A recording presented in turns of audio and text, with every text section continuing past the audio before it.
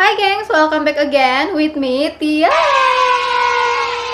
Even if the sun goes down on you, you gotta keep that shine on top, yeah. BTW hari ini tuh aku nggak akan ngebahas makeup atau skincare, tapi hari ini aku mau sharing knowledge aku tentang soft lens. Karena banyak sekali orang, termasuk followers aku, subscriber aku, banyak sekali yang tanya cara milih soft lens yang baik dan benar atau yang cocok buat mereka tuh apa. Actually aku nggak tahu karena tiap mata punya kondisi masing-masing, yang artinya berbeda setiap orang.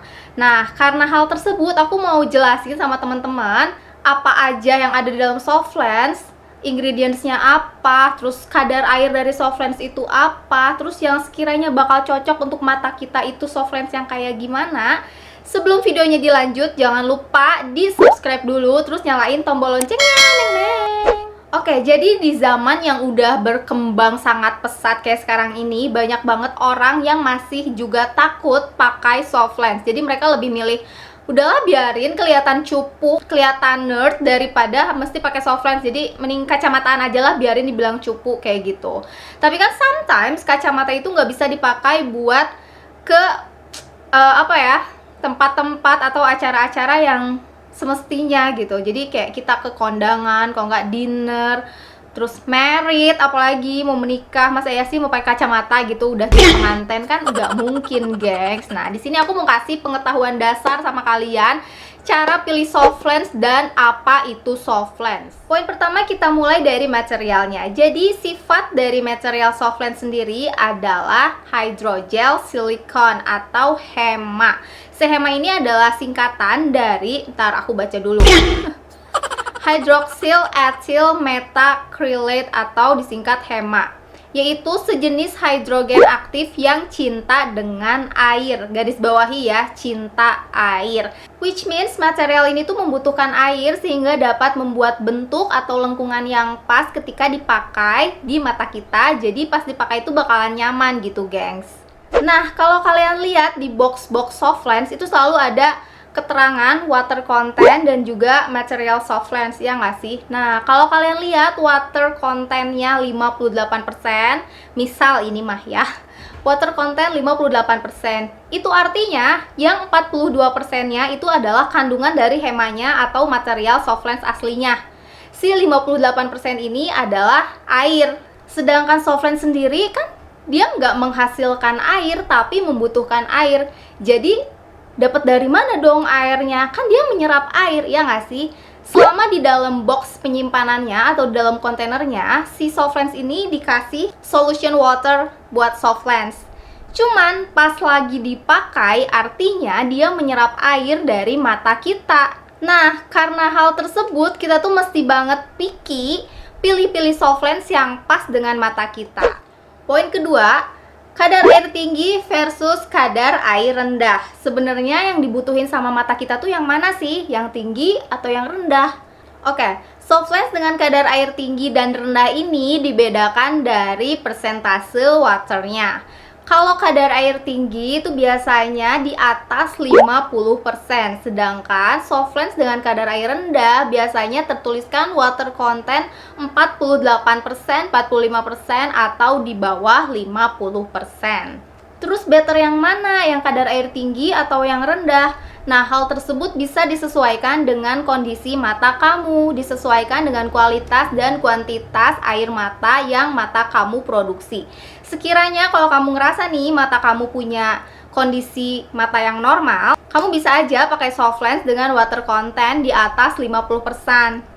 Karena semakin tinggi water contentnya atau semakin tinggi kadar air dari soft lensnya, itu tuh semakin mudah si soft lens untuk meneruskan oksigen ke dalam mata. Jadi si mata tuh bakal tetap sehat kayak gitu loh. Sedangkan untuk kamu yang punya kondisi mata kering atau punya kuantitas atau kualitas air mata yang rendah, kalian mesti banget pakai soft lens dengan kadar air di bawah 50%. Sorry banget, baterai kameranya habis, jadi aku lanjut pakai kamera handphone. Kalau kurang bagus gambarnya aku minta maaf. Tadi sampai mana sih? Sampai kadar air ya? Oke. Jadi semakin tinggi kadar airnya, semakin banyak juga dia menyerap air di dalam mata kamu. That's why buat kalian yang punya kondisi mata kering atau punya kualitas atau kuantitas air mata yang rendah, aku saranin kalian pakai soft lens dengan kadar air di bawah 50% atau amannya 45%. Supaya semakin sedikit mereka menyerap air di dalam mata kamu. Dengan begitu, kelembapan mata kalian akan tetap terjaga. Poin ketiga, tools yang harus kalian punya sebelum kalian beli soft lens adalah: satu, untuk para pemula, kalian wajib banget punya soft lens kit kayak begini. Isinya tuh ada cepitan soft lens, terus ada spatulanya, dan juga case soft lens. Nah, si cepitan soft lens ini berfungsi buat ngambil soft lensnya di dalam box ini. Jadi kalian gak mesti pakai tangan kalian, karena biasanya kalau para pemula itu suka takut pakai tangan, iya gak sih? Nah, makanya diciptakanlah si cepitan soft lens ini. Untuk spatulanya sendiri fungsinya tuh kayak begini, buat naruh si soft lensnya, gengs. Nah, jadi nanti tinggal kalian pasangin deh di mata, pluk, kayak gitu. Ini gak aku pasangin karena aku udah pakai soft lens ya, gak mungkin pakai soft lens double. Nah, tool soft lens kit tadi itu bakal ngebantu banget kalian buat pakai soft lens. Jadi kalian gak mesti takut bakteri dan lain-lain. As long soft lens kit kalian selalu bersih, semuanya akan tetap aman, akan selalu aman. Poin keempat adalah water solution soft lens. Nah, ini dia. Ini aku pakai yang X2 Comfort Area.